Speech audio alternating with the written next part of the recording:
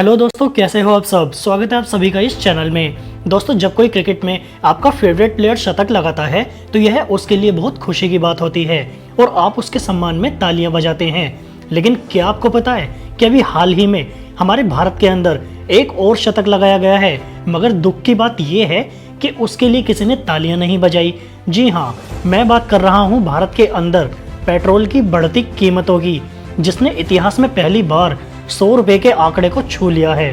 पर यार सवाल ये है कि इंटरनेशनल मार्केट में क्रूड ऑयल यानी कि कच्चे तेल की कीमत घटने के बावजूद भी भारत में पेट्रोल की कीमत आसमान कैसे छूने लगी। आपके मन में भी ये सवाल जरूर आया होगा, तो आज मैं आपके सारे सवालों के जवाब देने वाला हूँ। आप मेरे साथ इस वीडियो में अंत तक बने रहिए। आज मैं आपको कुछ ऐसे देशों के बारे में भी बताऊंगा जहां पर पेट्रोल की कीमत यहां बिकने वाली चॉकलेट से भी कम है। तो दोस्तों, भारत में ये किसी भी देश के अंदर पेट्रोल की कीमत क्रूड ऑयल यानी कि कच्चे तेल की कीमत के ऊपर निर्भर करती है।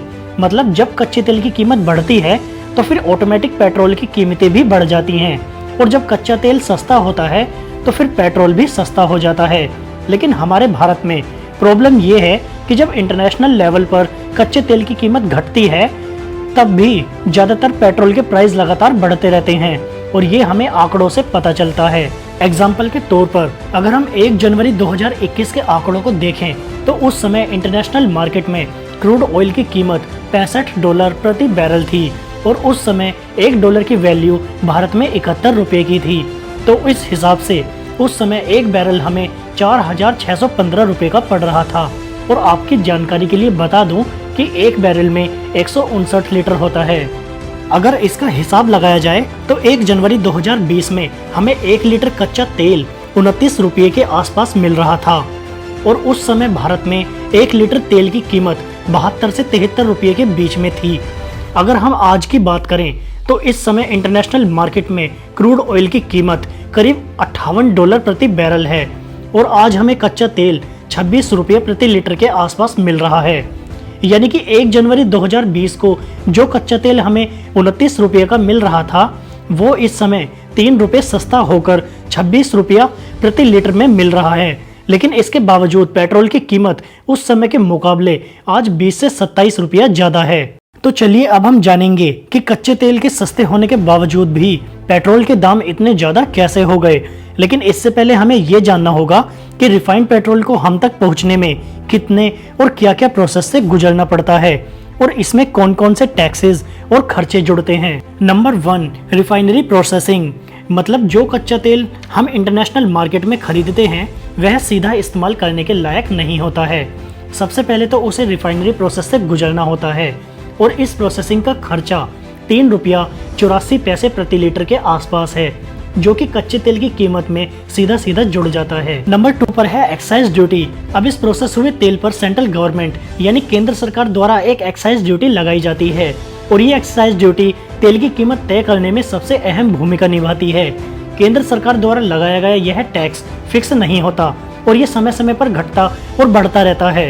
एक एग्जाम्पल के तौर पर आपको बता दूं कि 1 जनवरी 2020 को पेट्रोल पर लगने वाली एक्साइज ड्यूटी 19 रुपया 48 पैसे थी, जबकि इस समय ये 33 रुपए के करीब पहुंच चुकी है।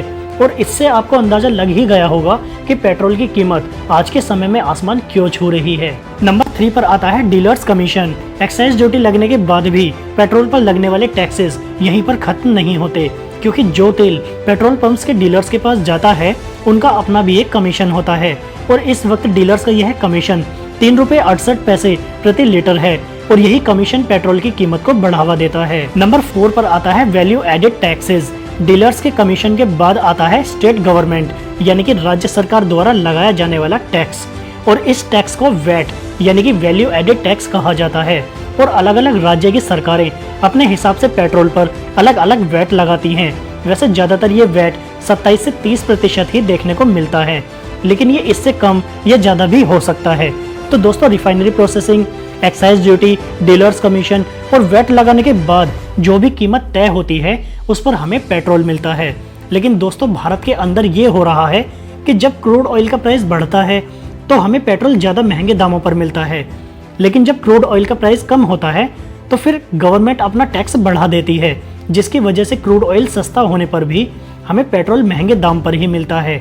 यानी पेट्रोल की जो सही कीमत होनी चाहिए उससे कहीं ज़्यादा पैसा हम आम लोगों से वसूला जाता है। और अब आपको ये जानकर बहुत आश्चर्य होगा कि हमारे पड़ोसी देशों में पेट्रोल की कीमत हमारे देश से बहुत ज़्यादा कम है। पाकिस्तान में पेट्रोल की कीमत 51 रुपये है, श्रीलंका में 60 रुपये और नेपाल में भी 70 रुपये प्रति लीटर के आसपास है। ऐसे में लोगों के मन में ये सवाल जरूर आता होगा कि बाकी देशों में पेट्रोल इतना सस्ता हो सकता है तो हमारे देश में क्यों नहीं।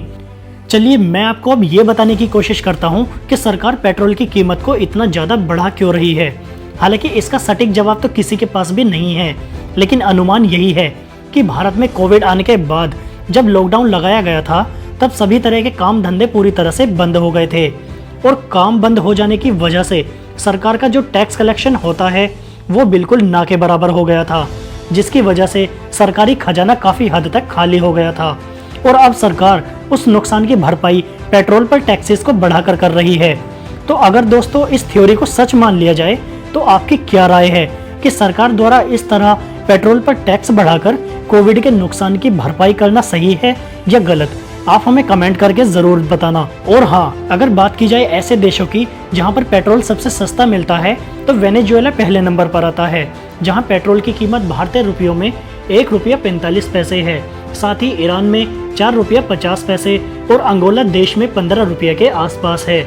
आई होप कि आपको इस वीडियो से कुछ न कुछ जरूर सीखने को मिला होगा। इस वीडियो को ज़्यादा से ज़्यादा शेयर कीजिए। मिलता हूँ आपसे नेक्स्ट वीडियो में, तब तक आप सब अपना ख्याल रखना।